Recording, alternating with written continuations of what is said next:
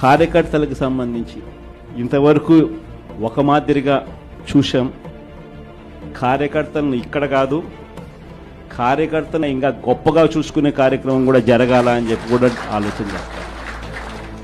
మీ అందరికీ కూడా నేను ఈ విషయం భరోసా ఇచ్చి కూడా చెప్తా ఉన్నా. ఈసారి మాత్రం కార్యకర్త అనేవాడు వైఎస్ఆర్సీపీ జెండా మోసిన ప్రతి ఒక్కరికి చెప్తా ఉండా, ఈసారి జగన్ మీకు ఖచ్చితంగా భరోసా ఇస్తాడని చెప్పి మాత్రం హామీ ఇస్తాను.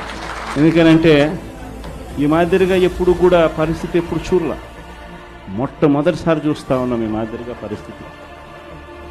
వీళ్ళంతకు వీళ్ళే కొడతా ఉన్నారు, వీళ్ళంతకు వీళ్ళే దొంగ కేసులు పెడతా ఉన్నారు, వీళ్ళంతకు వీళ్ళే మ్యానుఫ్యాక్చర్ చేస్తూ ఉన్నారు కేసులు, వీళ్ళంతకు వీళ్ళే విట్నెస్లు మ్యానుఫ్యాక్చర్ చేస్తూ ఉన్నారు, వీళ్ళంతకు వీళ్ళే కేసులు పెడతా ఉన్నారు. ఒక మనిషిని ఏకంగా 10 చోట్ల తిప్పుతూ ఉన్నారు. శ్రీకాకుళం నుంచి మొదలు పెడితే కర్నూలు దాకా ప్రతి జిల్లాలోనూ 4 రోజులు 3 రోజులు పెట్టుకుంటూ తిప్పుతూ పోతా ఉన్నారు. ఇది నిజంగా మారాల. ఈ కళ్ళెదుటే కనిపిస్తూ ఉన్న ఈ కార్యక్రమాలు ఇవన్నీ చూస్తూ ఉన్నప్పుడు మాత్రం నిజంగా మీ అందరికీ నేత్రం ఖచ్చితంగా ఈ భరోసా ఇస్తా, ఖచ్చితంగా నేను చెప్తా.